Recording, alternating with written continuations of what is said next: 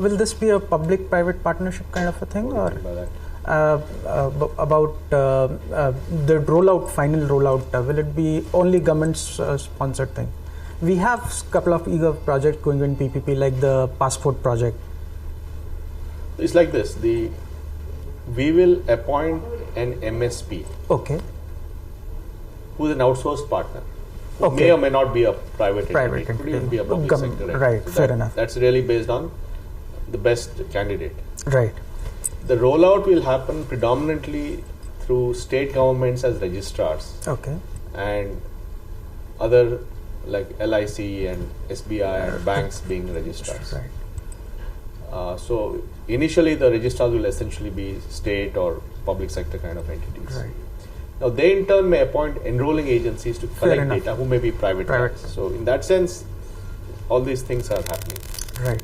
And when we look forward to it, what would be the role of, say, National Informatics Center, NIC, Department of IT in the UID project?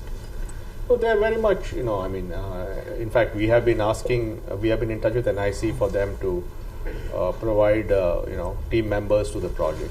Okay.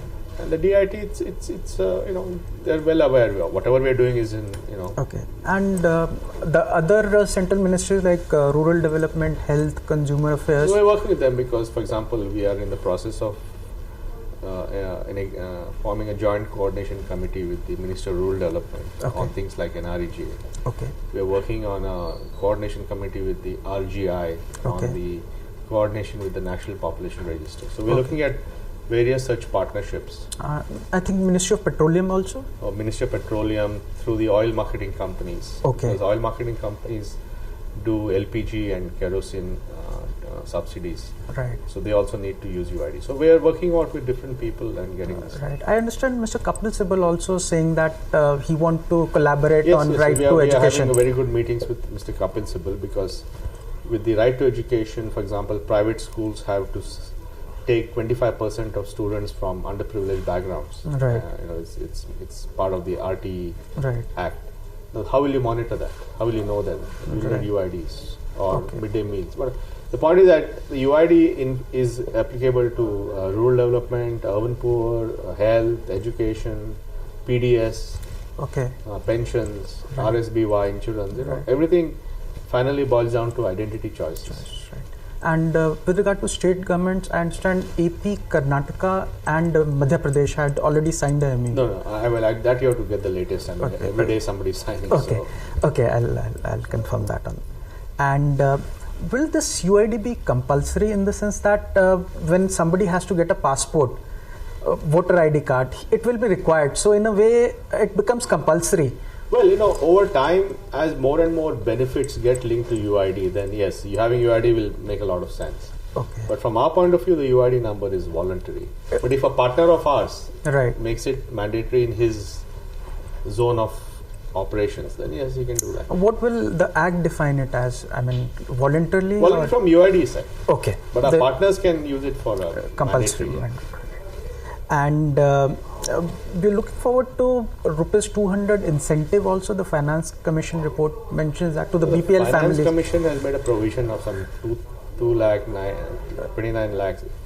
29 lakhs. Right. 2980 crores, about 3,000 crores of money, which is meant primarily to give as an incentive to the poor to get a UID number. That's correct. So it's like they'll get, say, 100 or 200 rupees if they get registered.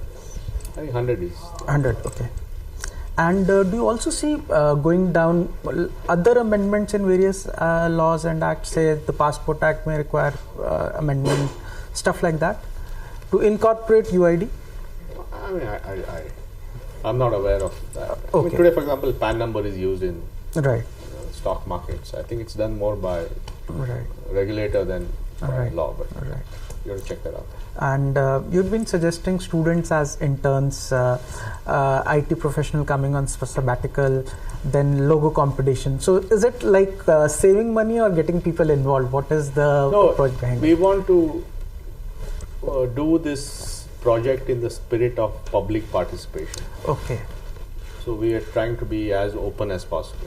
For one, we have evangelized this project For example, I visited all the states. Right.